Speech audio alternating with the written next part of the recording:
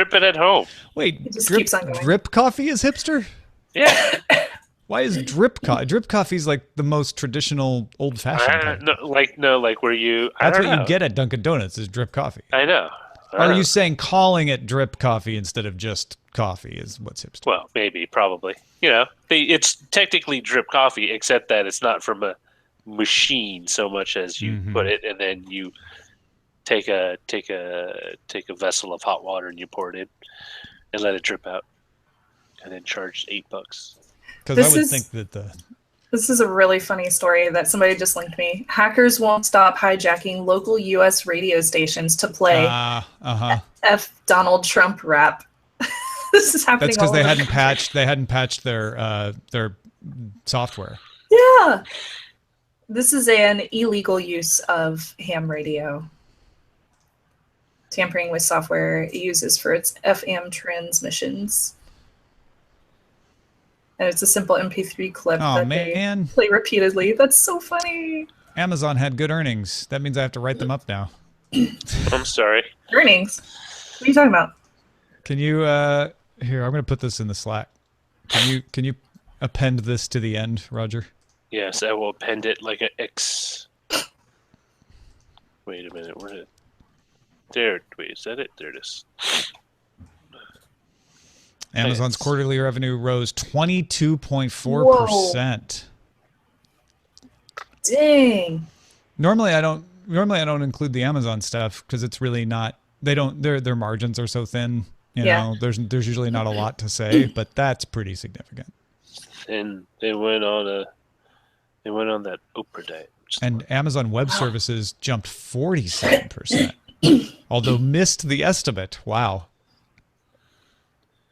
2016 was its best ever shopping season. Yeah. Jeez. I guess so. I'm going to buy a video card before something happens and electronics suddenly get super expensive. Do you think electronics are going to get really expensive this year? Not for any normal reason. Roger's just being careful. I'm just leaving it at that. I got you. I got that. Well, you know how I feel. You follow my Facebook. Yeah. Net income rose $749 million, $1.54 per share. Up from $1 per share. So they made the earnings too. Wow.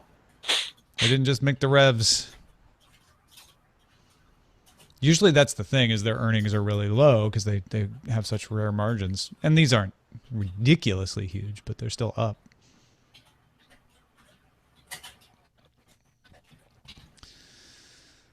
All right, news. You can just stop breaking now, okay? We're about to do the show.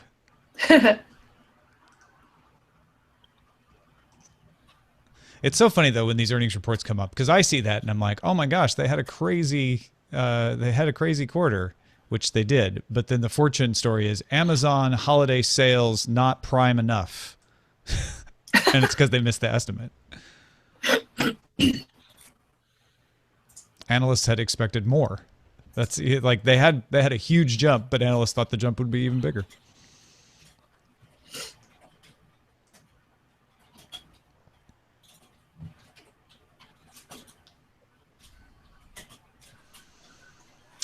I don't know that the stock market has ridiculous expectations. A lot of times people beat the expectations. It's a matter of the analysts saying, based on what we know, we think this company should make this much. Like they've been doing this X, Y, and Z, and so I think it's fair. I think sometimes we just want to give a knee-jerk response and say, oh well, they missed the analyst expectations. The expectations were too high. They made a profit, and it's like, well, yeah, but if they didn't make the profit you think they should, that means that something is wrong, possibly too. So if you don't believe the estimates, that's one thing. But if the estimates are reasonable and the company misses them, that's an important measurement, right?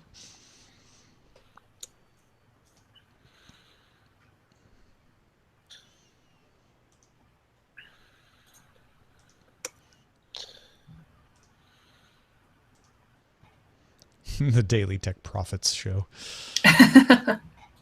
The Daily Oracle.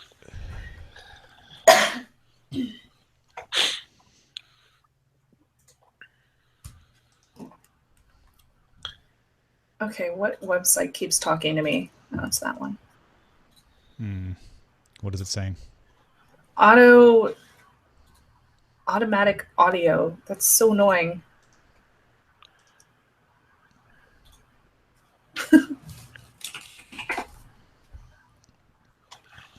I have an extremely clicky keyboard, so I can't type too much while I'm on. Yeah, I have the same thing. I'm also just an extremely loud typer. I am too. I bang on my keyboard so bad.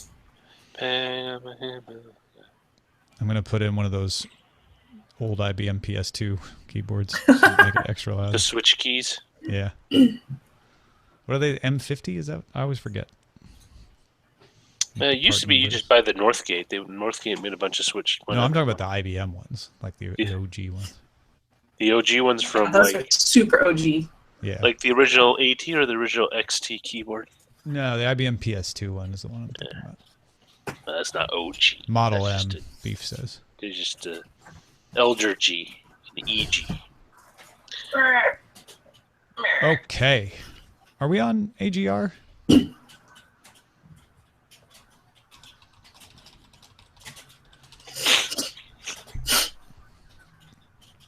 Yeah, I have a typewriter right there. I'll just start using that. I've never used a typewriter. Oh, wow. Man, you are missing out on life. I used a typewriter in college, okay? Are you serious? Yes. Oh my god. Sorry. I also had an IBM PS2. That's where I got that keyboard the first time. Oh wow. But I needed to have nicely typed papers, and all you could do was dot matrix print. Oh. Unless you got on the Macs, which had the laser printer, but those were hard to get in the computer labs. Right. So I had a typewriter. It was a word processing typewriter that could store whole papers, but you couldn't see the paper all at once. It would only show you one line of text at a time. Oh, I remember those. LCD screen. I remember. I remember using my dad's old typewriters, and this is I've never used an electric typewriter. I went from like the old mechanical type to like a computer, but I used to get the like when I got on a good rhythm, I would always get the key, not the keys, but the actual letters stuck together. You know, when you type too fast. Yeah. Yeah. Pain in the patuckus. I always had computers growing up, so I never used a typewriter. My dad built computers when I was really small. Like, he had one in my nursery. I was sharing the room with a nursery. I always have to be careful telling this story, or I'll say something unintentionally hilarious. But I remember the first computer I ever saw in person was the Wang computer. That's the part that can get me in trouble. That was at Pet Milk in Greenville, and my dad took me in to see it after it got installed. That's cool. Yeah. When was that? 78. Oh, okay. Probably.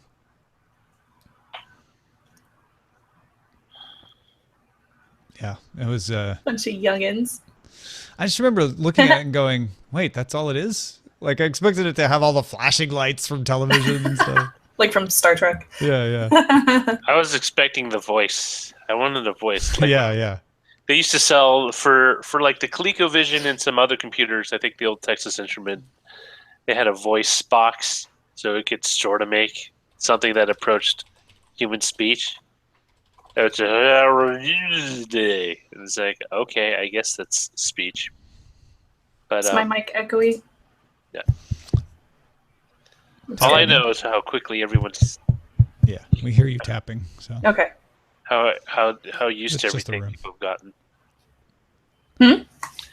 I'm amazed at how quickly everyone got used to how amazing computers have gotten. Now it's a normal thing. Oh yeah. Having a computer talk to you was like Star Trek. Like, whoa, that could never happen. That happens. All right, we are ready to roll. You guys ready? Yeah, I'm ready. Here we go. This show is brought to you by audience members like me, not outside organizations. To find out more, go to dailytechnewsshow.com/support. This is the Daily Tech News for, I don't know, Thursday, February 2nd, 2017. I'm Tom Merritt. Joining me today, Shannon Morse in the house. Good to have you alongside, Shannon. Thank you so much for having me back. It's super exciting to be here. I haven't seen you since CES. Everything okay? Yeah, things are all right. Technical glitches like all this week, so that's kind of irritating. But you made it out of Las Vegas alive. That's good. I made it a little sick, but I made it out. Of course, if people aren't aware, Shannon, the co-host of Tech Thing, Hack 5, all kinds of good stuff over there at hak5.org. We're going to talk today about shimmers. These are not the things you get when you've taken an illegal substance. These are something that is replacing skimmers. You've probably heard of ATM skimmers. Those are the things that they place over the card slot so that they can skim your magnetic stripe. There's a new thing for chip cards, and Shannon's going to help us understand what they do and what the actual risks are. Right. So, before we get into that, Mozilla laid about 50 people off Thursday, ending its efforts to bring Firefox to connected devices. They're going to focus more on emerging technology, so backing off of Firefox OS for good. They'd kind of backed off of it most of the way already, and a lot of Internet of Things devices is kind of pushed down the road. They're looking at things like voice services, like an Amazon Voice Services competitor, so there could be some interesting stuff, but it is a retrenchment for Mozilla. I'm not really surprised at that at all. I haven't heard much about Mozilla on connected devices in a long time, so this is no surprise to me. Yeah. Now, here are some more top stories. Bloomberg's Mark Gurman and Ian King have sources who say Apple is developing an ARM chip to handle low-power functions on future laptops. The chip, which is being referred to as the T310, reportedly went into development last year and is similar to the T1, which is the processor that Apple designed for MacBook Pro's Touch Bar. It's the one that only powers the Touch Bar on the new MacBook Pro. Now, unlike that one, the T310, this new one, would have access to other system resources like storage and networking. So the power nap function on OS X would be operated by it, saving a little bit of power, taking a little bit of load off the Intel chip. It may show up in upgraded MacBook Pros that are expected later this year. All of this just based on Gurman and King's sources, but Gurman has a great track record on this stuff. Do you like the idea of a separate chip handling your sleep function, Shannon? I'm not sure that we need one necessarily. Save on battery life. It could. It could if you're worried about that, but don't they have good battery life as it is? The new MacBook Pros actually have controversial battery life. It kind of depends on the day, and I've noticed this with mine. Sometimes its battery life is just fine, and other times I'm like, whoa, I'm down to 30% already. And you're just need to do what I do and just stick with Linux. It seems to work out pretty well for me. There you go. The solution to all Mac problems. Switch to Linux. Says Shannon. The U.S. FCC will vote on February 23rd on initial approval for voluntary adoption, this is the earliest stage, of a new television broadcast standard in the U.S. called ATSC 3.0. We've mentioned it before on the show. ATSC 3 allows, first of all, the big one, 4K TV broadcasts. So if you're the person with a 4K TV, ultra high def, you want to get these broadcasts, you would be able to get them under this standard. It can also do geolocation of broadcast signals and some interactivity. There's some really nifty stuff they can do with that. It could wake up receivers for emergency alerts. It can even target those alerts street by street. So let's say there's flooding in a particular portion of a city. It could alert those parts of the city, like by waking up their receivers and saying, hey, emergency, you need to pay attention, or a tornado warning. It also allows for better audience measurement, can support more encryption and access restrictions, which means DRM on your broadcast signals. There's limited DRM on ATSC1 right now, but it's pretty ineffective. This would be more along the lines of what you get from a cable signal. ATSC3 is not supported by most existing equipment, however, so the FCC will require ATSC1 signals to continue for the time being, while ATSC3 is rolled out. South Korea adopted ATSC3 in 2016. This is not a full adoption by the U.S., but what do you think, Shannon? On the one hand, hey, 4K broadcast free over the air. On the other hand, oh wait, they're not free because I have to pay to decrypt them. Yeah, 4K broadcast is awesome. They're future-proofing. That's what's going on right now, and I think that we're seeing that across an entire entertainment spectrum right now with TVs, with set-top boxes, with HDMI itself, and now with ATSC. So this isn't a surprise. The DRM thing kind of stinks, though. I'm kind of bummed about that. And it's one of those things where I don't want to object to improving standards just because there's DRM. I mean, there are all kinds of good things that are being developed that allow for DRM because they're digital. And that's what this is. This is upgrading from, the broadcast standard of the 90s to something that is digital and can do all the cool things that digital can. But with digital comes the ability to lock things down. And unfortunately, there's just no getting around that. You have to take one to get the other. The emergency alerts thing is really cool. I recently did read an article regarding SMS emergency alerts, the kind that just pop up on your phone and make it beep several times. And they were talking about standardizing it so it would be much more localized, like street level, as they are talking about with ATSC. And they discussed how that would work a lot better because people are more likely to pay attention to it if it's localized, as they would more so than they would if it was across an entire county or an entire city, because if you get too many, you're more likely to ignore them.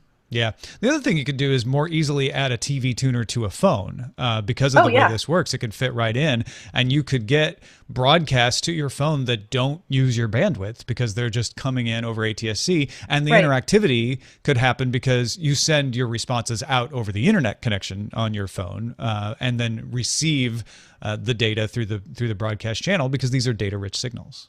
It's exciting. Yeah, pretty interesting. Google is ending something for what a surprise. This is a test, though, that they were doing in the San Francisco area of hands-free payment systems.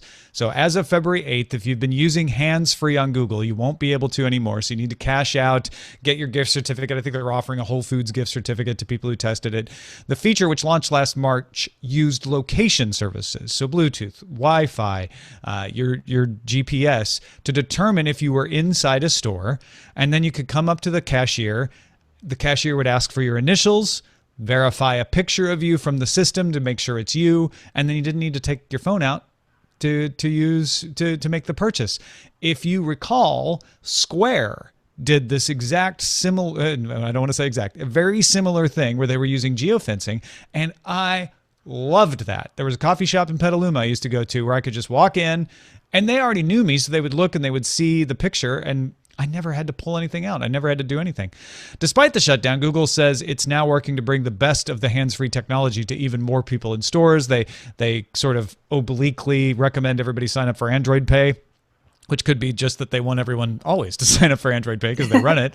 But it's sort of indicated that maybe they'll be bringing some of this technology to the wider Android Pay system.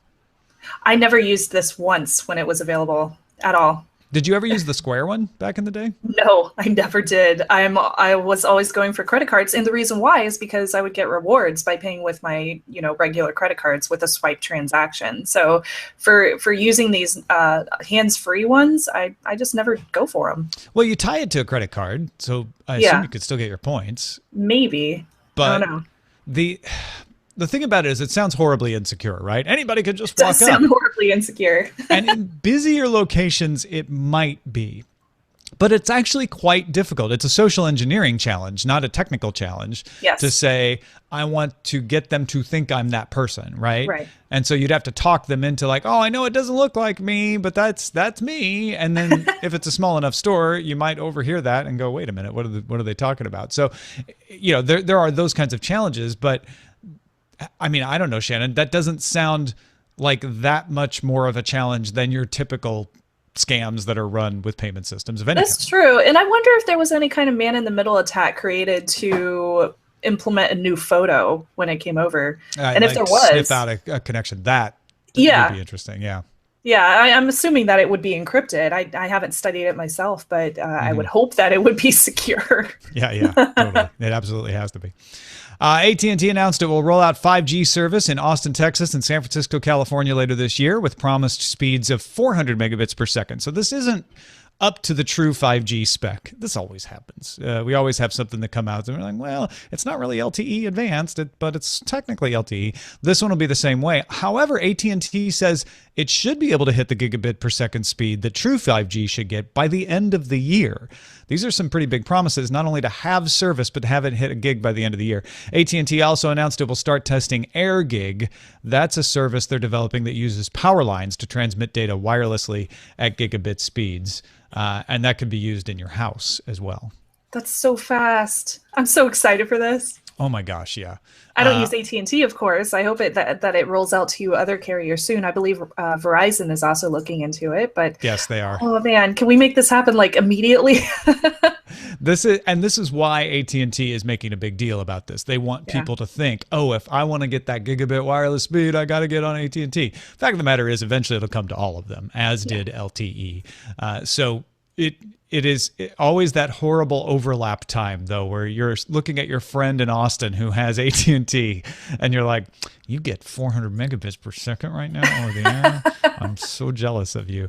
But yeah, Verizon's rolling it out. T-Mobile and Sprint also have plans here in the United States. I'm not sure what the 5G plans are in Europe. I know in South Korea and Japan, though, carriers are running tests for 5G service there. So this is a lot faster than I thought we'd see any kind of even test market version of this. When AT&T said they were doing tests with Intel in Austin this summer, I did not expect them to announce regular service rolling out. I'm just excited about it, and I'm not too surprised that they're already trying to get gung-ho about it too, because there's so much more data that's being transferred simply just by us watching shows and things like that on YouTube and Netflix. So this is good. It's a good way for us to start implementing these. Now you got to start looking for the hardware that can support this, right? Yeah, exactly. And the other thing this puts me in mind of is, do you think that we are getting to a point where wireless service in the next couple of years maybe will eclipse wired service in its speed delivery? Because in Austin, there are gigabit providers. There are multiple gigabit providers. Yeah. In San Francisco, there aren't. So if you can get gigabit service by the end of the year from AT&T over the air, and you can't get a wired service that can give you gigabit, suddenly we're living in an entirely different world. What? No, this blows my mind. Right? Well, as I'm kind of a gamer at home, whenever I actually have time to play games, and you never play on wireless because wireless stinks. So the idea that I would be able to play games on a better connection on wireless kind of astounds me. But maybe that's just because I'm old. It is. I think it's still astounding, even if you're young. Young people, write in and let us know. Feedback at dailytechnewsshow.com. New York Attorney General Eric Schneiderman filed a lawsuit in the state Supreme Court in Manhattan accusing Charter's Spectrum ISP, which is formerly Time Warner Cable in New York, of promising faster internet speeds than it could deliver. This is the classic, I paid for 300 megabits per second and I only ever get 80 megabits per second. State conducted a 16-month investigation of internal corporate communications and customer speed tests. The suit alleges that subscribers to the 100 to 300 megabit per second plans only received speeds up to 70% slower quite often than was promised, and more than 80% slower on Wi-Fi, which to my mind, that's because Wi-Fi is always a little slower. Charter says the issue in the suit all refer to Time Warner Cable before Charter acquired it, and that since Charter acquired Time Warner Cable, it has made significant upgrades. The lawsuit, however, says that the relevant period of the acquisition runs from January 1st, 2012 to the present, of the accusations, I should say, runs from January 1st, 2012 to the present. So that would cover the period after Charter acquired Time Warner Cable, which was back on May 18th of last year. Among the allegations are the renting of 900,000 older modems not capable of advertised speeds that Time Warner Cable promised the FCC it would replace in July 2013, but New York says it did not. Now, there is a big old mountain of FUD here. There are people on the ISP side of this who are going to say, well, hold on. There are a million reasons why someone might not get their advertised speed. It could be because on a node, there are a lot of people using it at once in the evening, and generally they get the speed they want, but they only wanted to use it. They happen to want to use it at the time when the node got crowded. To which New York is saying, well, you shouldn't have oversold it. And the ISP says, we didn't sell it. That's just the conditions of a cable node. There's also things that can happen with your Wi-Fi router and interference and bad routers and router management. And you can get into a big he said, she said about whose fault those sorts of things are. Oh my gosh. I mean, I think we know this from a consumer's perspective. Every time you have any kind of issue with your connection, it's what's the problem? Is it your modem, your Wi-Fi router? Is it a cable splitter? Is it the connection outside of your house in your neighborhood? You never really know. And it's such a huge headache. But I would assume that enough people have complained about this issue that they kind of know that it's the ISP's problem, not the consumer. Right. And I'm not saying all of those things to exonerate Time Warner Cable or Charter, because I think there also are things going on where maybe they didn't intentionally underserve, but possibly just didn't prioritize tracking down problems that they could have solved. But it might explain why it took so long for them to get to this stage in this investigation. I mean, 16 months, that's quite a long time. And this has been going on since, from January 1st, 2012? That's a long time. And I guess what I'm worried about is it's going to be very difficult for a court to have the competency to sort through what are the reasonable things that you can expect. Like, you know what? Sometimes your connection is just going to be slow and it's nobody's fault. That's just the way the internet works. And what are the things that you can identify and say, well, this is starting to feel like negligence. This is starting to feel like you didn't upgrade your machines. And those 900,000 older modems, now maybe there's another side to that story, but that's the kind of thing that sounds like you can point to and say, hold on, you had a bunch of people whose modems couldn't You knew this was the problem? What the heck? They were subscribing to. Yeah, exactly. A couple more things here. Blue phase liquid crystal is something that you might want to try to remember in your head. Blue phase liquid crystal is a technology that can be used to eliminate the need for color filters in LCD screens. The color filters are the things that change it to red, green, etc., and create the colors on the fly. If you don't have to have those color filters moving around, that allows for higher resolution screens and more vivid colors, and possibly a little power savings. Samsung demonstrated blue phase liquid crystals back in 2008, but the problem has been a high operation voltage. So even though it might take less power on its own, you needed so much voltage to get it working that it wasn't production ready. However, a report in the journal Optical Materials Express describes research that combined blue phase liquid crystal with a performance-enhancing electrode structure that allows for light transmittance of 74%, that's pretty bright, with operation voltage of 15 volts per pixel, which is reasonable. The next step is a working prototype. They've basically demonstrated scientifically that this can work. They now need to make an actual unit that can do it, and that's expected by next year.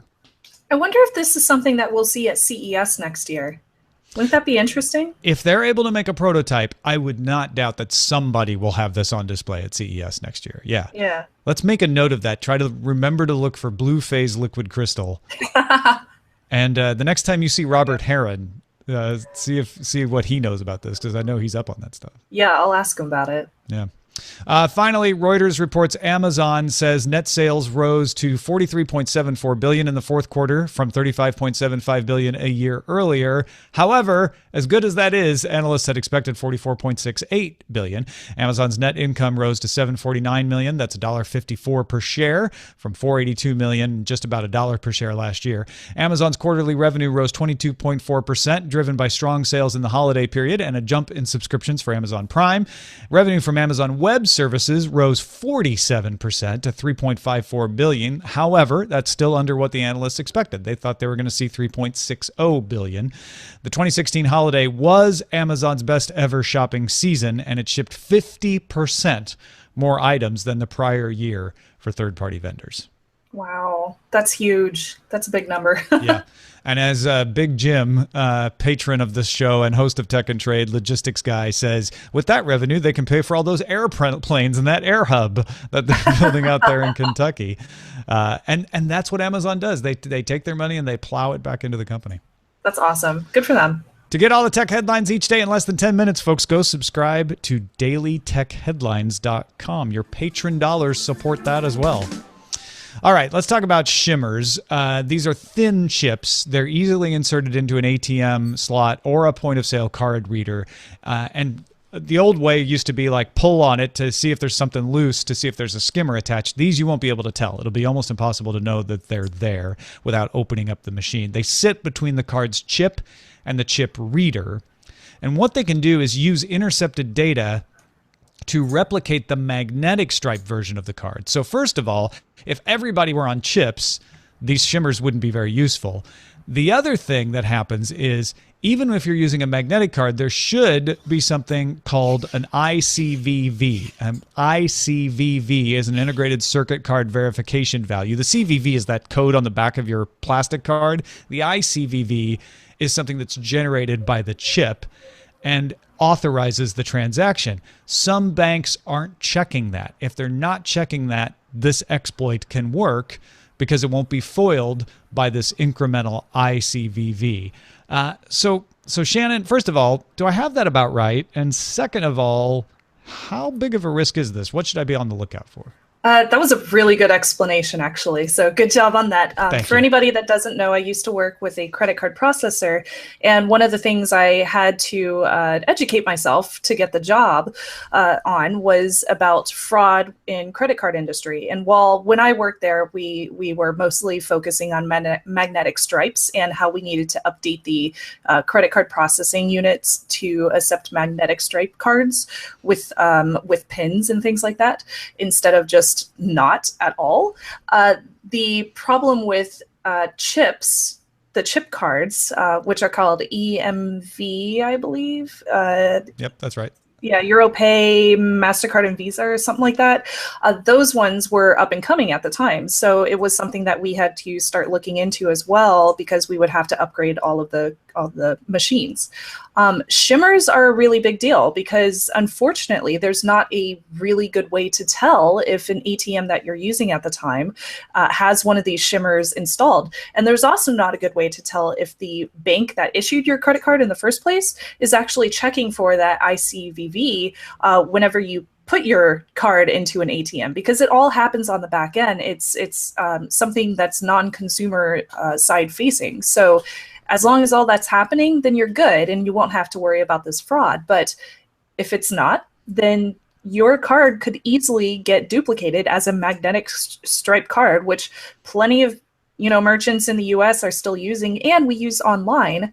And you can easily get money stolen out of your account for your credit card in the blink of an eye. Of course, you won't be held liable for that. The merchant would, or the credit card bank issuer would. But it's still something to worry about because it adds stress to your life, and then you have to change your credit card numbers. Yeah, and the association goes to great pains to point out that this is not a problem with the chip technology. Right. The chip technology has a safeguard put against this. It's called iCVV. And the problem is if the bank itself is not checking that when it implemented its authentication system. Now, you might be able to look this up and find out if your bank does it, or to find out if your bank does it if you really need to worry. Even if your card were to hit a shimmer, these things aren't all over the place. It would be pretty rare that you would run into them. And like Shannon said, you're not going to be liable for it. The bank, because it wasn't checking that number, is going to be liable for it. But nobody wants to think they even want to get hit by lightning, right? We all want to stay away from metal, even though it's pretty rare. So what are some of the things we can do to guard against this, especially since it's something you can't really see, obviously? Yeah, it's really hard to see. So obviously they would still need some kind of PIN. So cover up your PIN whenever you're typing it into an ATM machine, because if they do have a camera installed, then they'd be golden. you'd be kind of screwed in that case. If you are intending to use an ATM machine whenever you're out and about, use one that's installed at a bank, because those are covered with cameras on all sides, and they're much more secure than ones that are just standalone. Also, standalone ones are really easy to hack because a lot of times they aren't installed into like a concrete siding of a building or something like that.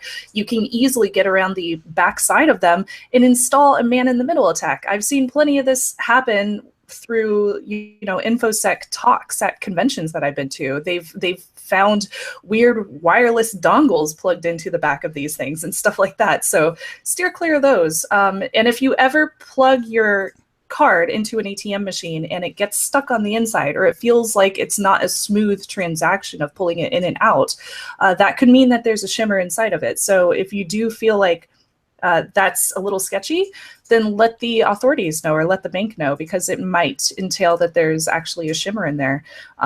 Any kind of dodgy ATMs like that are in alleyways and stuff like that, protect yourself from those, obviously. On the back of a truck. Yeah, don't use those.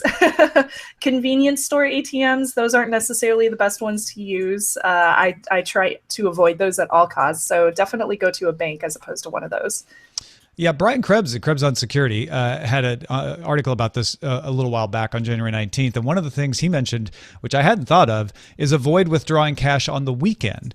He said it's more likely that the folks who want to install these shimmers will do it on like a Friday night, because they know that even places that check regularly for them probably aren't going to check until Monday.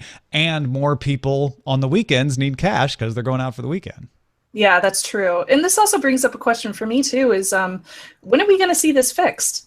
Because, these banks obviously are going to be held liable, but this has been going on since 2015 with these shimmers for chip cards. And since the US currently is not asking for, whenever you do a transaction, chip and PIN, right now I haven't hit any merchants that have actually asked me for a PIN on my chip card. You just run the chip and then you're fine. Yeah. So it's still really easy to duplicate and turn and get a magnetic stripe card number to run online or whatever a thief wants to use. So when are we going to see this fixed? It's getting to the point where it's starting to irritate me that these issues are happening when it's an easy fix. It seems like it would just be a firmware update or something like that. Yeah. Well, the banks, first of all, need to make sure that they're all checking the iCVV. Right. The retailers all need to start taking chip cards, because it's the ones that take magnetic stripes still that these criminals can take advantage of. Gas stations. How many gas stations have you been in the United States that take the chip card yet? None. I don't think I've been in one. So suddenly you can go buy a bunch of gas at the very least. And I've been in a few other places where they've got the chip slot taped over and they're like, not yet, still doing magnetic stripe. At which point those retailers are actually liable for any payments that are fraud. Yeah, as of October 1st, 2015, they put through a law with MasterCard and Visa detailing new chip card liability claims. So if a merchant has not updated their processing so that they are using secure chip readers, then they can be held liable if there's any kind of fraud that happens on their, in their storefront. If they are using updated chip readers and they're using them correctly, then the bank is still held liable. Yeah. And by the way, I hear you Europeans laughing at us because I know, right? You've had chip and PIN forever. However, these shimmers are still showing up in Europe because they can still take the information if the bank doesn't check the iCVV, and then they can go and use it online or replicate the card and use it in a market that still has magnetic stripes like the United States. So don't get too smug about it, and do all those same things. Cover your PIN codes, etc., because it could happen anywhere, although it's more likely to happen here. Yeah, it's an issue. Chances are, because it's so rare, you probably won't run into this from your own ATM usage. But maybe somebody who's watching the show has had this happen to them. But it's very rare. I hope not, but you should still watch out for it. Just it keeps you from dealing with the stress. But just for shimmers, make sure that you're using a decent ATM. And for skimmers themselves, just pull on it. You're not going to break an ATM by pulling on it, so don't be afraid of it. Well, or if you do, you just find yourself a skimmer. Exactly. If you do pull something off, it's probably a skimmer. Yeah. How do you know? Well, thanks to everybody who participates in our subreddit. It helps us find these great conversations. Submit stories and vote on them at dailytechnewsshow.reddit.com. Another Jay Martin is paying attention because he wrote, "Hello, Tom, Shannon, and Roger." He knew you were on the show. Yay. Said, "I work for an anti-spam company for many large ISPs. A few of those have enabled email delivery over IPv6. Nearly 100% of the email traffic over IPv6 is spam at this point. So that's another reason we need to get this IPv6 switch happening. We can't leave it just to the spanners." He also wrote, "I looked into switching my home network to IPv6 and I ran into several roadblocks. I purchased my own modem, which is IPv6 capable, but on the router configuration page, it says IPv4 only. I didn't realize that ISPs approve and push firmware and settings to modems, so it's up to the ISP to have your external IP be IPv6. So the person who said they couldn't figure out why their IPv6 modem wouldn't let them do IPv6, it might be because of your ISP.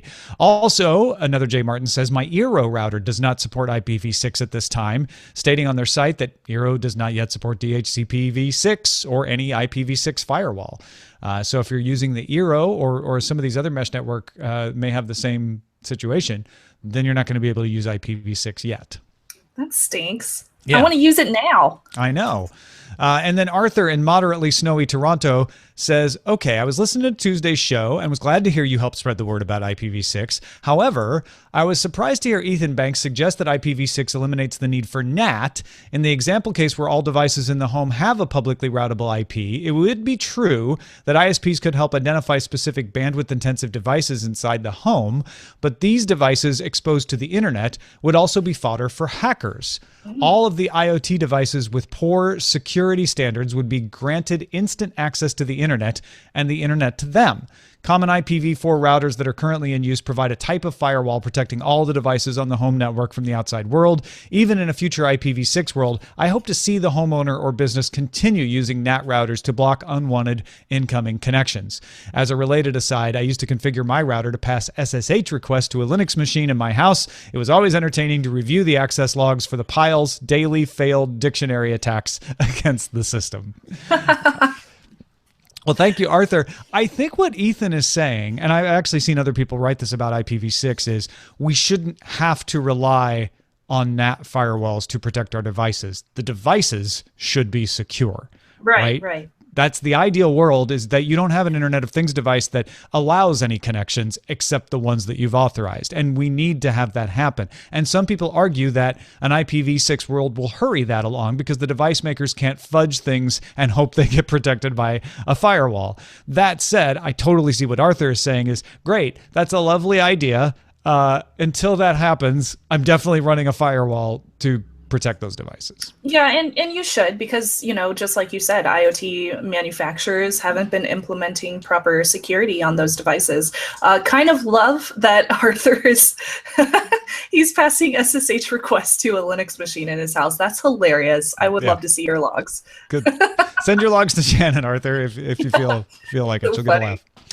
Finally, Dan from no longer warm Michigan, I'm sorry to hear that, Dan, says, "Scott, as usual, made excellent points about automation and the rise of electronic spreadsheets creating more jobs and less drudge work for accountants. And there are several examples of this dynamic where the industry is improved by automation. Where I feel it falls down is in industries where the automation/robots complete basically all the work. Those accountants were able to take the much more organized and granular info and better serve their clients with more informed analysis and recommendation. In the auto industry, if the robot entirely builds the car, then the car is done. That's the end. If the coal mining robot handles all the tasks relevant to getting the coal out of the ground to the surface, then that's done. If each of them then load their products onto self-driving trucks, then it's delivered. People are certainly freed up, but for what? The job is done. Those are the industries where there will be some of the strongest trauma." Oh, that's a good point. No, they're great points. And when we were talking on that show, when I was saying there are definitely going to be the people who don't have the replacement jobs, I think Dan's doing a good job of identifying where those trouble points are going to be. And those are the people we have to make an extra effort to work on new jobs for them if those jobs get eliminated. This is no different, than people who used to do things in agriculture. Most of our jobs were agriculture for decades, and automation of agriculture eliminated so many of those jobs. Right. We had to figure out, okay, what do we do with those laborers, and how do we bring them into other industries and take advantage of that? That is a more difficult problem for sure. Yeah, it's a big problem. I wish I had the answer. Yeah. And there are lots of people working on job retraining, internship, that Amazon internship, that Microsoft program we talked about, where they say, hey, we can take you from an eliminated job and get you started on another career. Those are efforts to do that. Not everybody who worked, say, in an automotive job or a coal mining job wants to become a developer, though. So you need a lot of different options. Good points. Well, thank you, Dan, for the email. And thank you, Shannon, for being on the show. Thank you for having me on. Yeah, anytime you want to geek out about like credit card processing, let me know. That was great. I kind of took a shot in the dark when I sent Shannon the topic today, and she responded with like, "Oh yeah, no, this I've forgotten. I think maybe you told me you used to work in card processing, but I'd forgotten." I probably did. It was my first introduction to a job that had to do with security. So for me, that was one of the first times that I was really into like, oh, hacking and privacy and security. This is kind of important. I should learn more. And that's why I'm doing what I'm doing now. Yeah, that's great. That really is a good story. If you want to follow what Shannon's doing now, where should they go to find it? You can find me over on Twitter. I'm at Snubs, SNUBS, not two B's, just one B. I don't know why people put two B's in there, but they do.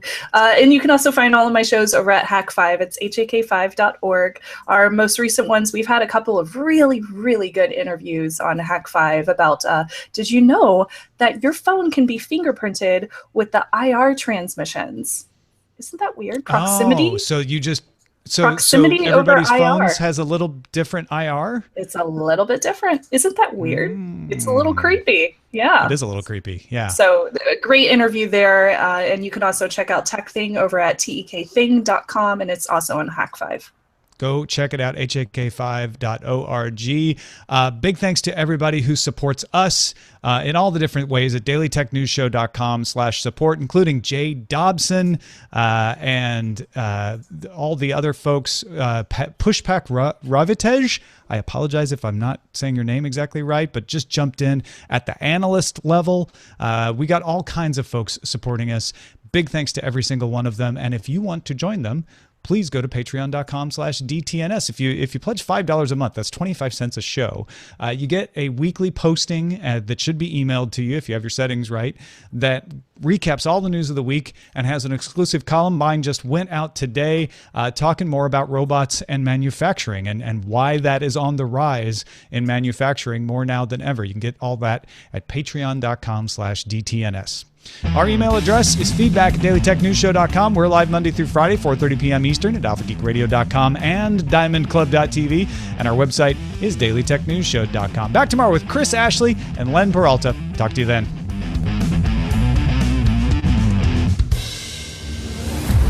This show is part of the Frog Pants Network. Get more at frogpants.com.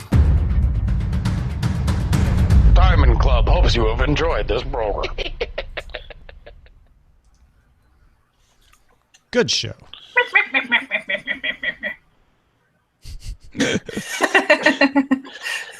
All right. It's a perfect Brian Brushwood impersonation. Just so lifelike. So lifelike. I thought it was creepy. Let me see. Oh, I'm tired today. iCVV. What did... this is funny. iCVV, what you did there. Lols. Like that. Bankers won't change their swipes. These are good. Wedging a shimmer between you and your money. Then shimmer Cocoa Puff. Shimmer Cocoa Puff. That's going to be stuck in your head now. Dang it, you guys. Then shimmer primer is grimier than skimmers. Grimmer. Primer. Shimmer primer. Shimmer primer is grimmer than skimmers. Well, maybe it's primer because then it would rhyme all the way through. Yeah, that's a. Yeah. All that shimmer steals gold. That's a good too. Shimmers to the left, shimmers to the right. Here I am, stuck in the middle, man. Attack with you. Okay, little Steelers wheel. I like it. Shim Shim Salabim. Oh, you guys are so creative. Yeah, this is a good day. Let's see. iCVV, you taking my info. Funny. Lols. Lols. Lols. One big old mountain of FUD. Yeah. Apple Arms. Again, now Oh, I said that, didn't I? Big old mountain of FUD. Yeah. You get DRM? Oh, no, that's the Oprah one. The game with your shimmer. Let's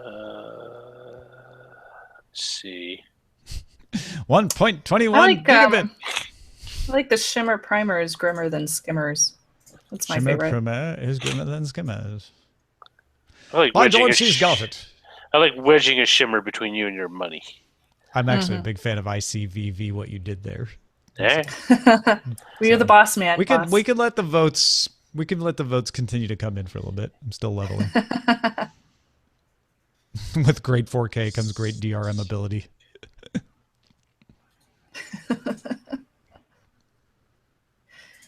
iCV, you baby. That's creepy. Shimmer that.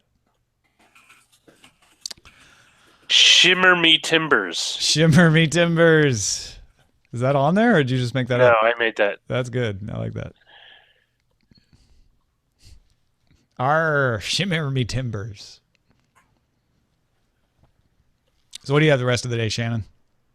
I need to edit Hack 5, and I need to go over some notes from a meeting I had this morning, because we're going to destroy the studio later this year. It's going to be the Bionic studio. Yeah, so I need to start doing research on what we need to replace and buy and see what our budget will allow us to get and stuff like that. So that's going to be fun. It's part of Eileen's job. Hey, will she do it for me? Because this sounds really boring. I bet she won't.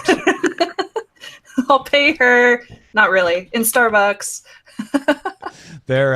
She might, you might hit her up for advice. Not even joking there. Because that's what she did at YouTube a lot. And Fandango right now is building a new studio, and she's involved in she has to give a presentation and all this stuff. So yeah. Okay. Yeah, I'll ask her for some recommendations, because I've never bought anything for the studio. So I have a big lack of education when it comes to that stuff. So yeah. Are you looking to where to buy from, or are you just looking for what to buy? Well, I know that we're going to go for Black Magic, because we have a lot of their stuff already, so we can implement new products pretty easily, because they'll all work with what we already have. But which models and stuff like that, like I'll need to figure that out, and what the best lighting equipment is, stuff like that. Lighting can be a mixed bag depending on what you want. If you're just doing like what you guys do, which is a stand-up, I would just say get LED floodlights. Okay, those are we pretty have a few of those. If you want to make it a little more dramatic, you could go with spots, but spots get hot and they're really. Oh, we don't need those. Yeah. We have flow lights, I think is what they're called right now. KinoFlow? I have no clue. I love KinoFlow, but they're also super pricey and you're stuck with their tubes. Yeah.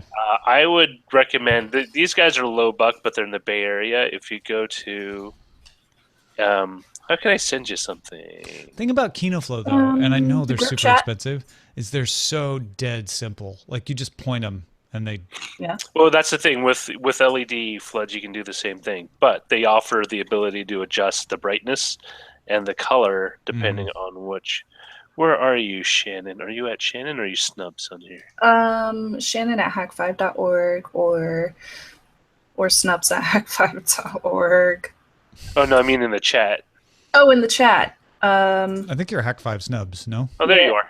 Yeah, I'm Hack5 Snubs. There, just send it to you. Oh, thank you.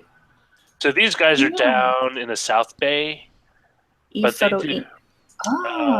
This is what we used to buy for some of the stuff at Rev 3 because they're super cheap. Like not like it's like $20 or anything, but on the average, it tends to be 30 to 40% cheaper than B&H. Cool. Okay, awesome. Thank you. Oh, time to pick the title. I say go with what you want. If you want to go iCVU. No, I want to go iCVV. What you did there. Yeah, that one's winning. It's winning. It's winning. Lowercase I, though, I think, is how you Yes, it is a lowercase. Okay, good.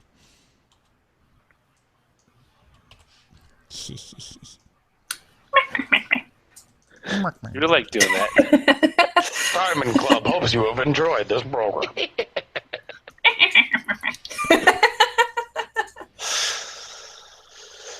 Doesn't get old. No, I'm weird. I think we're all kind of weird. I was going to go to the gym with my friend, but she's sick. Well, you can go by yourself. Nah. No way. I do not have that much motivation. I have no motivation for that, which is why I don't join gyms. I'll work out at home, but I mean, Roger would never join a gym that would take him. No, I wouldn't. Like, oh, let me use your Nautilus machine from 1985. Yeah, right. When's the last time anyone cleaned this? 1985. The worst. Ew. The worst is when like pieces of the foam padding are like so worn that they're disintegrating off the machine. Oh yeah, that's nasty. Gotta put a towel over it.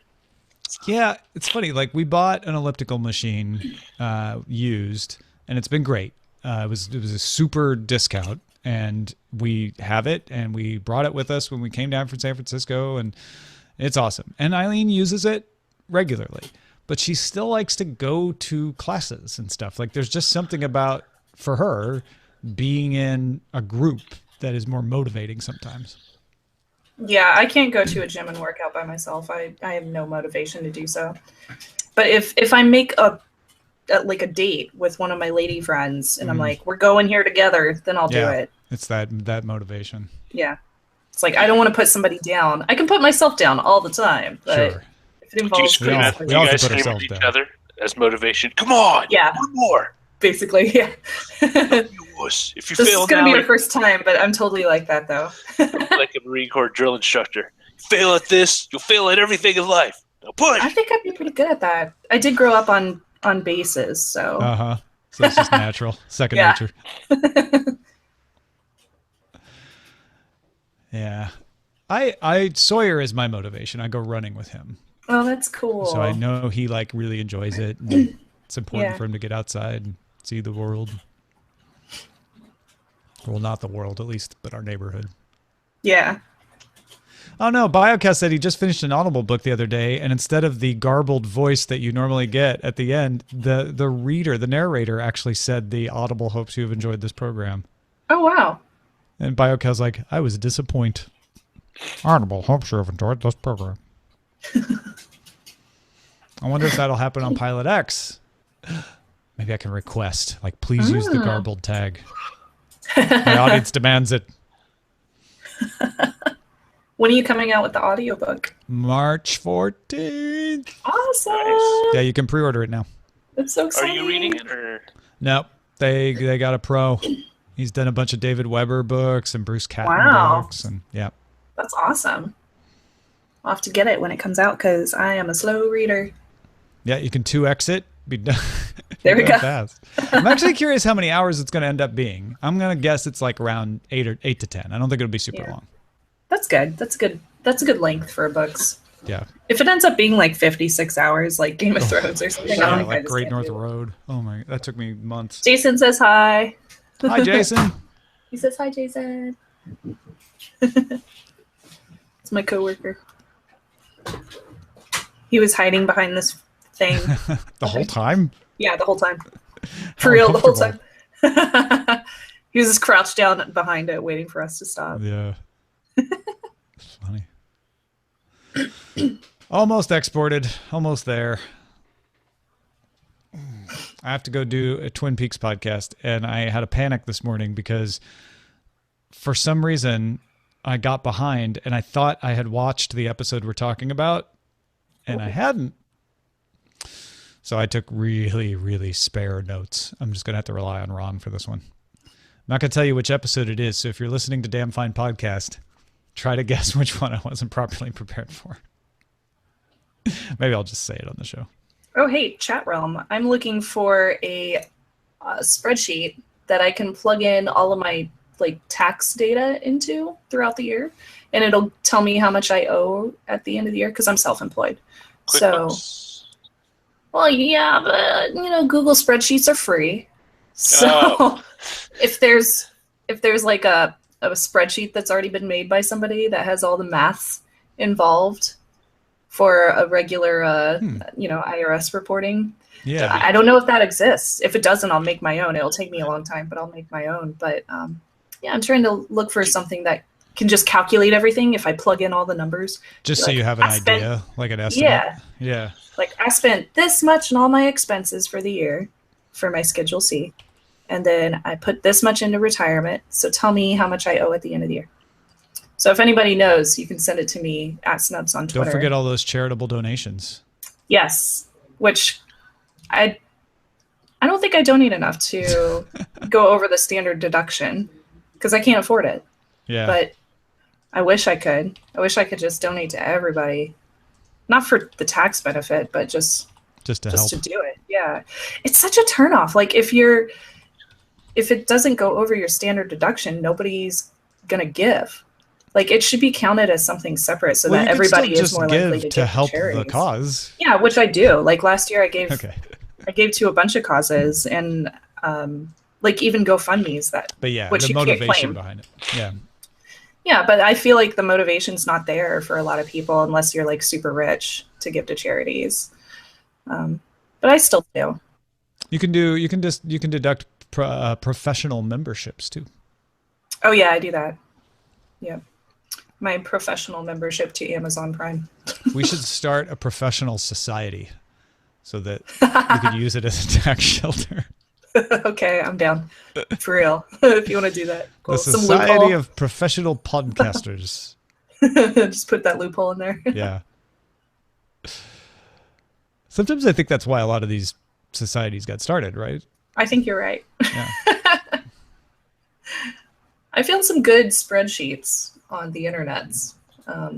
Some Google Docs spreadsheets that help you calculate stuff, but most of them are for like, this is where you can plug in all of your expenses for your business, but they don't do the calculation for like after your net amount, this is how much you owe after AGI. And that's what I want to figure out, but it's so hard to figure out. Like, though I did find a tax accountant for this year, so I'm not panicking about that. So that's good. Good. Okay. So the past 2 days, I have accidentally put the Daily Tech Headlines link in the post. Oops. And I've even got some people are like, so why did you change the policy to put all the episodes? And I'm like, I didn't, just accidental. So right now I'm copying the link. It is the proper link that says iCVV, what you did there in the URL. And I'm putting that in the href around MP3. Pretty sure I'm not screwing it up today. Pretty sure. Publishing now. Wish me luck. People are like, hey, so what happened? And I'm like, I screwed it up 2 days in a row. That's what happened. One guy was really nice. He's like, I'm not criticizing you. I just want to make, like, do you need help? Is everything okay? I'm like, yeah, man. I just, we all have those. We all have those days. All right. We are done. Thanks, everybody, for watching. Have a good afternoon. We'll be back tomorrow with Chris Ashley and Len Peralta.